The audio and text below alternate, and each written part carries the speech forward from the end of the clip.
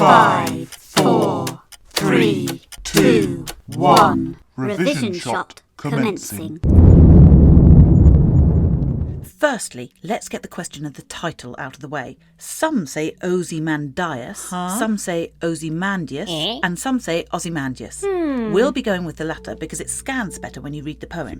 It's written by Percy Bysshe Shelley, a romantic poet. Aww. Remember, when we say romantic, we mean that he was interested in the power of nature, human emotions, and the imagination. The world can be an amazing place. Shelley was a bit of a character. He held radical political views, was an atheist, a vegetarian, and believed that people should just sleep around with whomever they wanted.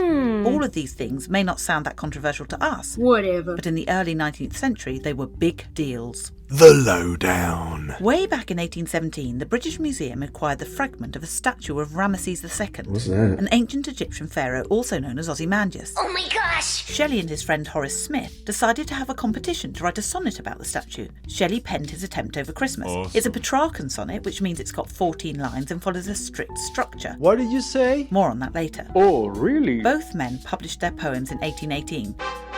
It's worth reading Smith's attempt, though it isn't a patch on Shelley's sonnet. The funny thing is, neither man saw the statue before writing the poem. It didn't actually arrive at the British Museum in London until 1821. You can still see it there today. What's it all about? The poem's told from a first-person perspective, but it's detached from the actual experience of viewing the statue. The narrator explains that he met a traveller from an antique land. This doesn't mean he's been searching for vintage furniture. Antique just means ancient here. Then, at line 2, the poem starts reporting the words of the traveller, and that's it. We don't meet the narrator again. Why is this? Well, it could be that Shelley's being honest. He hasn't seen the statue in the desert himself. But it could also be that he's wanting to create a real sense of wonder about this place.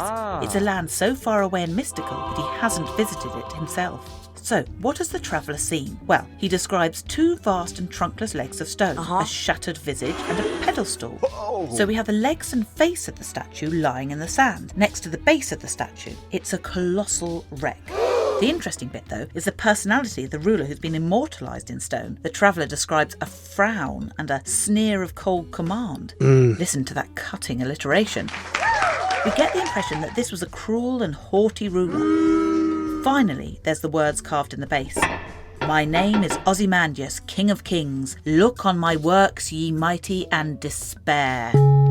This is where the whole point of the poem kicks in. Ozymandias was clearly a proud and arrogant leader, but look at him now, reduced to a pile of rubble in the middle of the desert.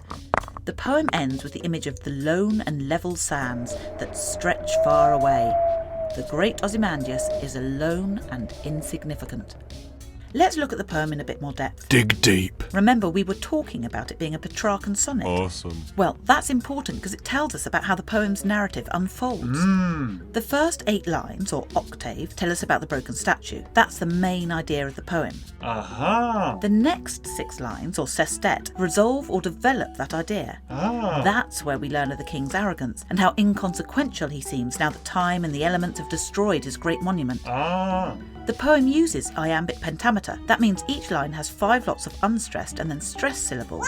1, 2, 3, 4. This meter is often used in classic poetry to give a natural rhythm. It's actually very close to how we usually speak. Really? Now for the language. There's lots of sibilants. That's repetitions of the s and sh sounds, which give it a hushed and reverential tone. It's also worth noting the alliteration to describe the boundless and bare, lone and level sands, which makes them sound immense and unending.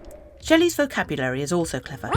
He juxtaposes 2 key ideas. Okay. The huge size and power of the statue, with words like vast and colossal, and the idea of ruin and weakness, with words like shattered and decay. He weaves the 2 concepts together in a sentence which lasts for the majority of the poem, until we get to line 12, where he simply states, nothing beside remains. This sentence of 3 short words delivers a punch to the reader because it's so different from what had gone before. There's no fancy words or phrasing here, just cold, hard reality. Ozymandias is dead and forgotten, swept away by time and nature. That's a wrap. We've sped through the poem and there's just time to summarise our main points. 1. Ozymandias is a petrarchan sonnet by the romantic poet Percy Shelley. 2. It's the reported speech of a traveller who found a ruined statue of Ozymandias, also known as Ramses II, in the desert. 3. The statue is broken into pieces, although its inscription is still readable, declaring its subject the King of Kings. 4. But Shelley is showing us that for all his greatness, Ozymandias has not survived the ravages of time and the elements. 5. The poet uses a range of language techniques to juxtapose these ideas of power and ruin.